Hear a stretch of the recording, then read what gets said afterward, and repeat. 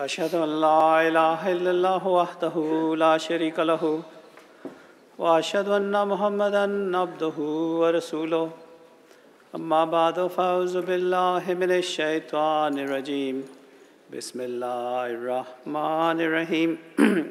Respected Sadr Sahib, all the office bearers of Majlis Ansarullah and all the brother Ansar and Khudam, Assalamu alaikum wa rahmatullahi wa barakatuhu. We are indeed very fortunate in this country that we have Khilafat amongst us. And I think, in spite of the fact that His Iqdas was not able to come to this Ijtima, but he very kindly and very generously inaugurated the Ijtima from us during his Friday sermon. And his message to Majlis Ansarullah is very clear. And this is the message that His Iqdas has been giving us for some time now. That is that if we are going to be good Ahmadi Muslims, then it is very, very essential that we spend our time in supplication to Allah the Almighty. And not only that we spend our time in supplication, but we should spend our time in congregational supplication wherever possible throughout the country.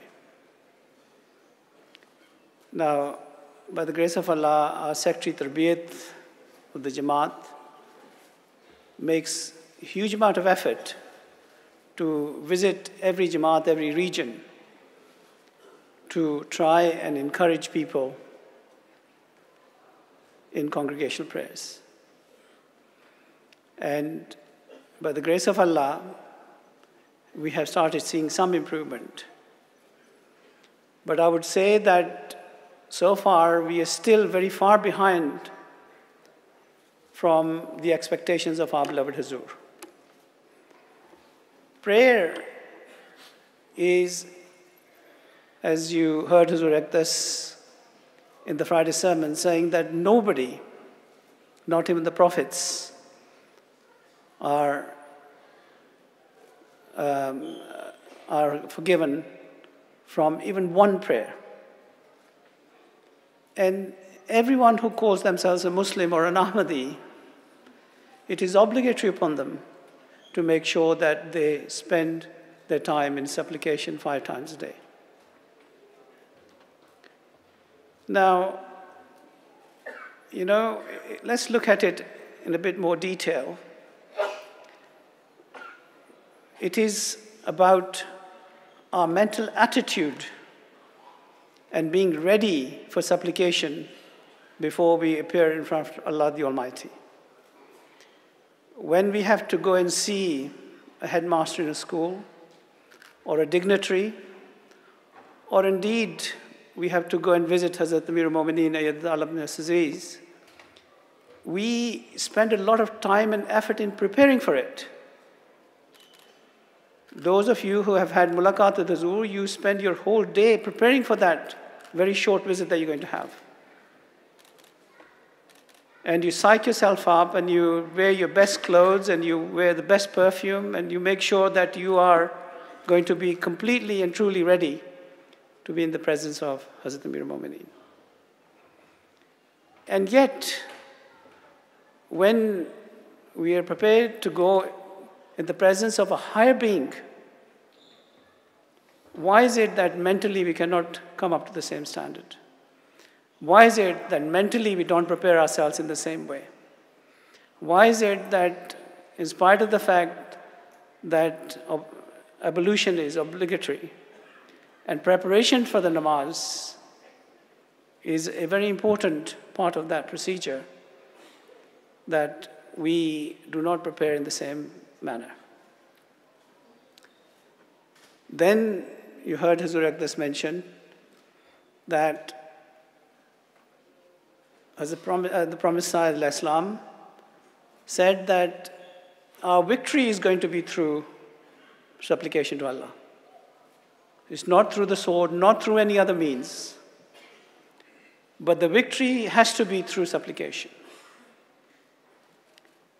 And if we claim to be the chosen Jamaat, and if we say that, yes, we are those fortunate people whose elders and sometimes themselves made the supreme sacrifice, and our elders who accepted Ahmadiyyat, most of us sitting here are probably born Ahmadis, although I'm sure that there will be some who have taken bath themselves. But those who are born Ahmadis, you did not make that sacrifice. The true sacrifice was made by your elders. Those people who've suffered social boycott, those people who sometimes were boycotted by their own families, sometimes by their spouses, but their conviction to the true path was so solid that they sacrificed everything for that objective. We, who didn't have to change our religion, we were born as Ahmadis. Allah gifted this to us. And yet, are we prepared to make the same sacrifice that our elders made in the way of Allah the Almighty? Then comes the issue of developing our relationship with Allah the Almighty. The Prophet ﷺ said that sometimes when people stand to supplicate, it is as if they are going to pay tax to the king. And then don't do it out of love, but as an obligation. And if we work with that attitude, then how can we possibly win the pleasure of Allah? In order to win the true pleasure of Allah, we have to make a true connection with Him. We have to communicate with Him. We have to talk to Him. And He listens. You know, when we go to see Hazrat Khalifatul Masih, Ayatollah bin Aziz, we wish a kind word or a smile or something, and that fills us with huge pleasure that Hazrat Aqdas has smiled on us. But we forget that Allah also smiles on us, and smiles on us day upon day. The fact that you have got good health in itself is Allah's blessing for you. It's only when you don't have that good health that you realize what a true blessing Allah has given you on this. So if Allah the Almighty is showering His blessings on you on a daily basis, then why is it that we cannot be grateful and thankful to Him? Our employer gives us a bonus, we say thank you 20 million times to Him.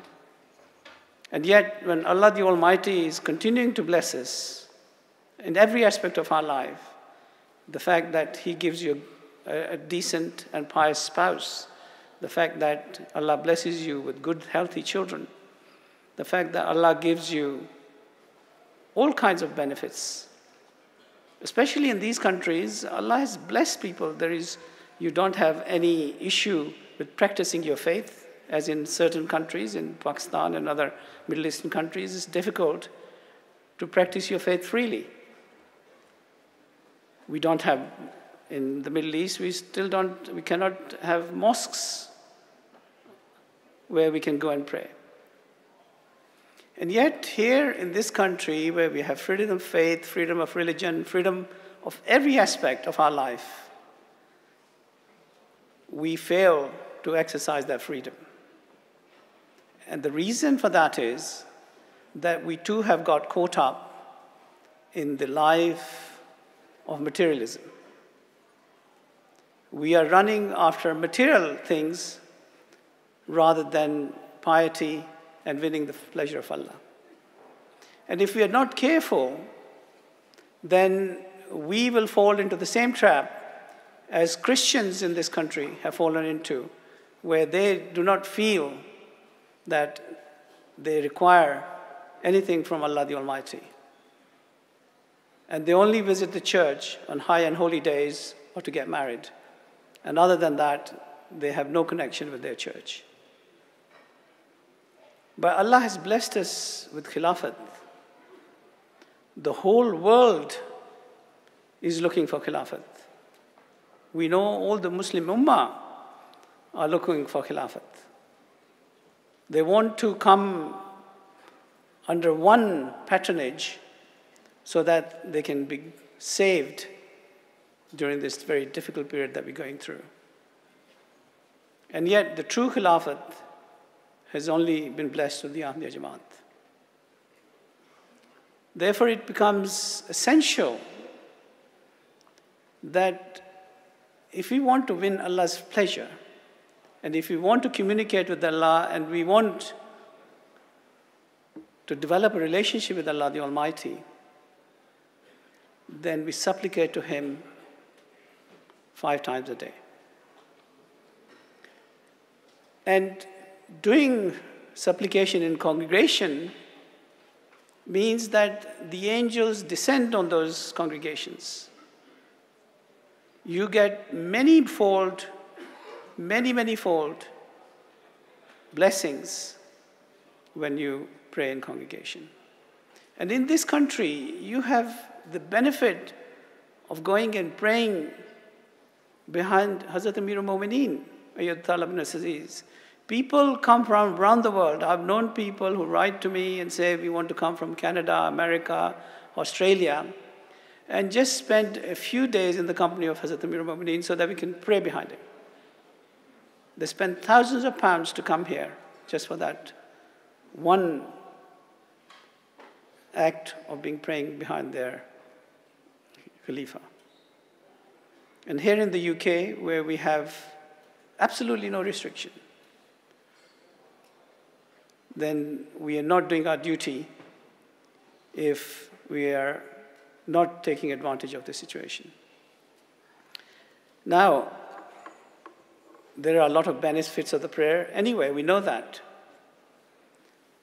But when the part of the reason why we have different prayers during the day, or one reason, is that we can take time out of our very busy life to remember our Maker and thank Him.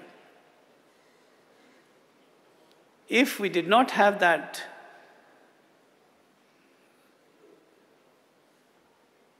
and did not do it 5 times a day, then we would be taken in our busy life and we would have no thought for our Creator.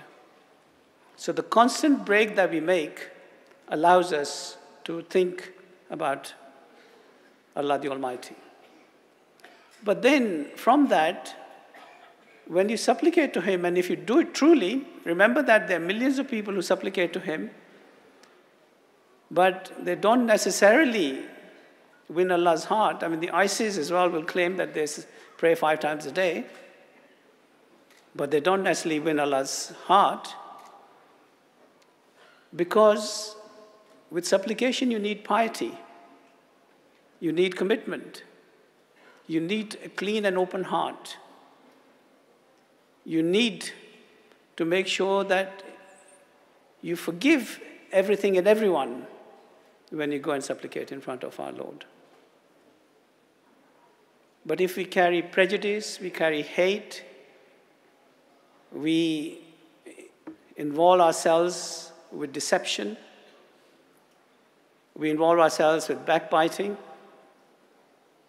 how is it possible that on one hand you have been involved in a deceptive matter, and then the next minute you go and pray to Allah the Almighty, that Allah will forgive you? The precondition to making a relationship with Allah is your piety. You have to be mu'min. That's Zurab that's mentioned in his Friday sermon. And to be a true believer, to be a true mu'min, we have a very high standard to achieve. We have seen in our own lives elders who had that connection with Allah the Almighty. They sometimes would pray and they would tell you the result there and then and say, yes, this is Allah's will and this is what is going to happen. But we should ask ourselves, what is it that we're doing in order to develop that relationship with Allah the Almighty? And unless we bring positive change in our lives, unless we stop filling ourselves and our progeny with hate and prejudice against other people, unless we stop backbiting, unless we stop getting involved in deception of every kind, unless we earn an honest living and bring up our offsprings an honest living,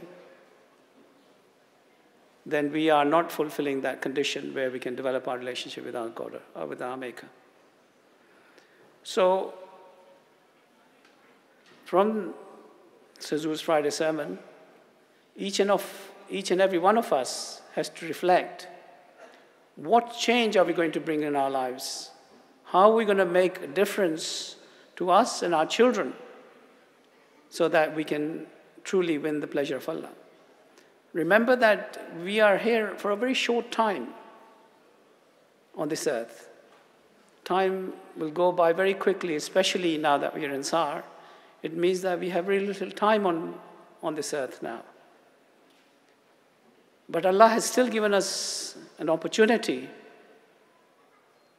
to make amends and win His favor, win His love. And each and every one of you will yourself become witness when you achieve that status. You will have a certain peace within yourselves. Your heart will tell you, will stand witness that yes, I have now been able to make my relationship with my Maker. Allah listens to you. Revelation is still going on. Allah sends you dreams, and if some people say they don't have dreams, it doesn't matter.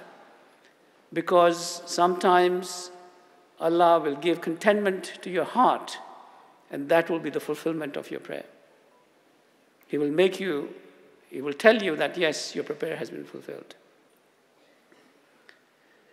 Now, I have concerns that in this country, there are too many attractions for our children.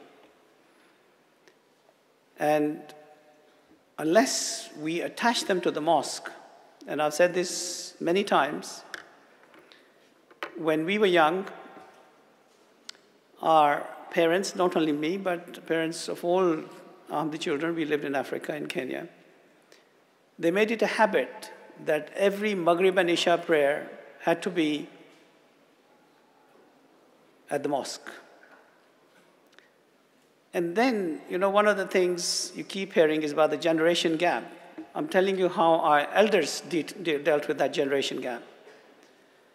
My father used to take me and my younger brother to the mosque. We were half an hour away from the mosque, and we would walk to the mosque.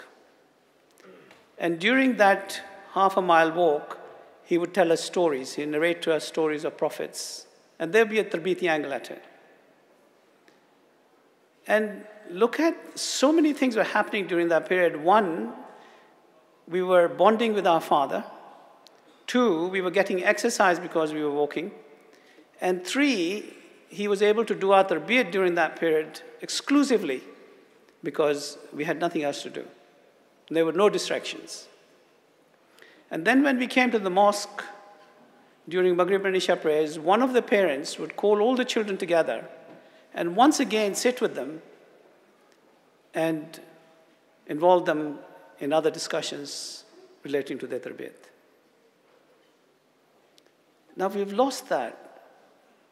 Our children now sit in front of screens all day. They don't go out and play. They play games which are harmful to them. Research has been done that the games that children play makes them aggressive and make them addicted to these games. They will sit there for hours and hours, totally oblivious of what is happening around them. And then I'm sure that some of you who have seen children, your grandchildren play these games, When you call them, you get an aggressive response because you have disturbed them in that very focused thing that they are involved with. So if we want our children to be good Ahmadi Muslims, first thing we have to do is connect them to the mosque. I remember when I was Sadr Khudam Lemdia, there were certain parents who I used to say to them, please bring your children to the mosques. And they'd say to me, Sadr Sahib, leave them alone. They have studies to take care of, and we don't want them to be distracted from their studies. Well, those parents and those children have now become highly educated. Some of them are accountants and some of them are lawyers. However, they have completely lost all contact with the Jamaat.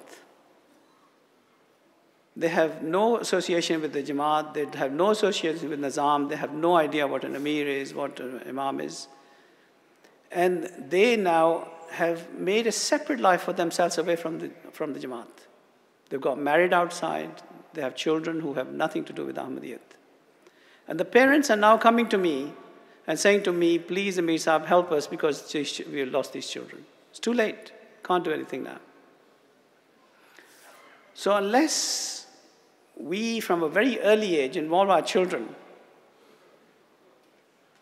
we will find that we will lose them very quickly, especially in these countries. As I mentioned in my inaugural address, we live in an age of social media. And there is an age that we cannot remove ourselves from it. We are part of that. But whereas there are benefits, and social media has opened up doors for us in terms of tabligh that nothing would have been able to achieve beforehand. We are now able to reach out to those people on social media where we previously would not have been able to do so. So there are a huge number of benefits of the social media, but there are dangers inherent in it as well. And this is something we should make sure that our immature children who have immature minds are made conscious from a very early age. People, young children do things that they can harm themselves for the rest of their life. If they go out on the social media and say something, remember that whatever they have said will remain there forever. And nowadays, governments, employers, nowadays you see that there's a terrorist attack and the police within hours is able to trace everything. How do they do it? They do it through social media. They're able to understand very quickly who said what, where, and how. And through that, they're able to follow everyone. We are being watched every time. Every time you go and make a payment by your card, police will know where you've been. You're being watched every moment of the way. So we should be very cautious that we train our children that they don't do or say anything on Facebook, Twitter, Instagram, or whatever it is, social media they use, because anything said in haste or in the moment of weakness will remain there forever, and that will stay with us until we die. So we should be very, very careful that we make our children aware of this danger. And unfortunately, it has happened in the Jamaat. Certain children have said things on the social media which has cost them very heavily. So we should be very, very careful.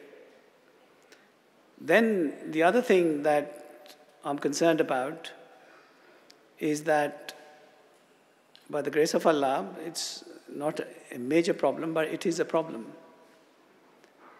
that we have girls in our Jamaat who are becoming highly educated, and we do not have suitable rishtas for them. The boys, some of them, alhamdulillah, are also becoming educated, but there are some who, after education, they decide to get married outside the Jamaat. And sometimes when boys come educated, their parents, and in particular their mothers, they feel that they are now entitled to the very best of everything. And they go from home to home searching for their daughter-in-laws and rejecting young ladies. The damage that they're doing is incalculable. Can you imagine every daughter of us who gets rejected by someone who comes into their house, has tea and dinner, and then says, no, we don't like you? Can you imagine if it was your daughter, what effect that will have? But there are parents and mothers who are doing that on a regular basis. They're going from home to home. This is totally unacceptable. Then, because of media, the expectation of our children have grown so much that they have created ideals in their minds as to the type of partner they want. And that is not based on piety, but based on looks, on material things, and they want the very best of those things, not the fact that a woman is pious. Although Islam says that you marry a woman for her wealth, her beauty, but the main thing is piety. And if we, as parents, don't instill that in them, we will find that our children more and more will start drifting outside the Jamaat to find their partners. And the impact that it will happen on the Jamaat and the pious ladies in the Jamaat will be very detrimental. Also, as parents, we encourage our girls to become highly educated, which is a good thing, and we should do it.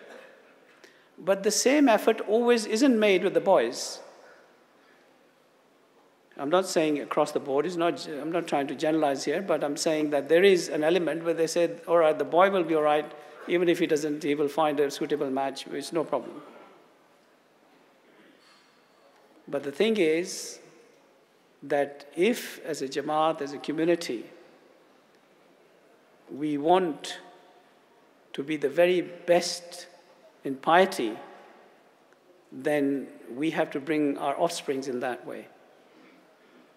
Then we have waqf children. Parents sometimes, I feel, think that it's the responsibility of the Jamaat that they should take care of them. This has never been the case. When the scheme was originally launched, Hazrat Amir Mu'mineen Khalifat Masih Rabi Rahimahullah, he said that it was the responsibility of the parents to give them the very best academic and spiritual education, and then may offer them to the Jamaat. Now we have almost 5,000 waqf children. Every household, I'm sure, has one or two waqf children in every household. We have to now work out what we are doing to prepare them for their waqf. Some of them become despondent because they haven't been treated correctly from an early age or prepared, and then they will eventually drift away. Some of the loose leaves and branches will fall off, but it'll all be the pious and the pure and the ones who hold firmly will remain and flourish and serve the Jamaat. Now, a number of our children are becoming of age where they have to make decisions of their careers, or have started, they have finished their formal education and now entering into the stage of employment. Here it is very, very important that they should consult the Jamaat and they should seek permission before they seek employment. The Jamaat will guide them. Huzur Aqdas, in a lot of cases, children are going directly to Huzur Aqdas to get direction, which is excellent. But those who haven't done so and are in that position, they should seek. Huzur has given the Jamaat guidance on this, And we can guide those children as to what they should do in their professional capacity. So those parents and grandparents and uncles and aunts who have Waqf-e-Nau children, they should seek the Jamaat's guidance on this. But the primary responsibility still lies with the parents to bring them up both academically and spiritually as useful children for the Jamaat. So there are a number of challenges we have, but alhamdulillah, by the grace of Allah, our Jamaat stands out from the rest of the Muslim Ummah. I think I have mentioned to you several times that once one delegation went to see a very senior Secretary of State, and he said that, I know a lot of Muslim groups, but you are different. Because not only do you believe in your motto, love for all, hatred for none, and you open your arms to strangers, and you welcome everyone, and your warmth and kindness is there for everyone to see. But he said that there is another difference that I have found in your Jamaat, that you are also, amongst the Muslim Ummah, the most educated amongst them, and the most honest amongst them. And this is the way we are held in the outside community. People look at us and they say, this is an example that others should follow. You've heard a number of politicians come up and say, this is the true Islamic practice that others should look at and follow. But remember that if one Ahmadi goes and is dishonest or is dishonest in his or her dealing, that will have a reflection on the whole of the Jamaat. And the whole community will be affected by that one person. And if there's a group of them that makes it worse, then they will say, other people point fingers at it and say, why is this Jamaat any different from any other Jamaat? They're doing the same dishonest things as everybody else. So what makes them different? Why should we listen? People are only going to listen, not to your words, but your actions. Actions speak louder than words. This is a proverb. And it is going to be your actions which is going to matter. And those actions are very deeply connected with prayer. Because it is only through prayer that we will be able to improve ourselves, to become good human beings, to be decent husbands, decent fathers, decent grandfathers, and decent human beings to the rest of the society. We have to bring positive change within ourselves if we're going to make a difference. We have to look at ourselves and say, what is it that I'm doing wrong so that I can bring about change in my life? Even if you start in small steps and say, today I'm going to deal with this and I'm going to make a change here because I think this is what I'm doing wrong. If you are taking benefits, for instance, which you have no entitlement to, then remember that if your children are brought up on those dishonest earnings, then what will be their condition when they grow up? They will then themselves say, our parents did it, what's the problem? They will go 2 steps further. So if you want your children to grow up in a pious and healthy environment, then please bring change to yourself. Because without that, we will not be able to change anything at all. Finally, we are very blessed that we have Khilafat amongst us. We should never take this for granted, as I mentioned earlier. Zuri Aqdas every Friday gives us guidance as to the way we can improve our spiritual and moral lives. Listen to him. Make sure your children, and sit in congregation at home and listen to the khutbah, and then get your children to repeat that. I remember when we were children, my father used to take us to the mosque and he would say, listen to what the Imam is saying. He said, you may not understand everything, but you will be able to understand something. And I remember then he used to ask us, what was it that the Imam said? And even though we couldn't verbatim repeat what was said, but the essence of what was said stayed with us. And this is why it's so important that they should listen to Huzur's khutbahs, that even if they don't verbatim remember everything, they will be able, in essence, to understand what has been said. So it becomes incumbent upon us that we should pray for the good health and long life of Hazrat Amir al-Mu'mineen, Khalifatul Masih, Talab al-Aziz, and his family, that may Allah bless him with good health, long life, and his family, and that we may continue to receive Allah's blessing through this great institution, and that we may continue to seek his guidance and prayers so that we can become good moral human beings in our lives. May Allah bless you all. I would like to finally thank and congratulate Sadr Saab and Zarul and his team for the excellent arrangements that they've made here. I've spoken to a number of people, and they were all very complimentary about the arrangements. May Allah bless them and their whole team for the excellent work they've done. Allah bless you all. Please travel safe. Do not drive if you're tired. Make sure that you take stops on the way, and may Allah take you home safely. Allah bless you. Will you join me in silent prayer, please?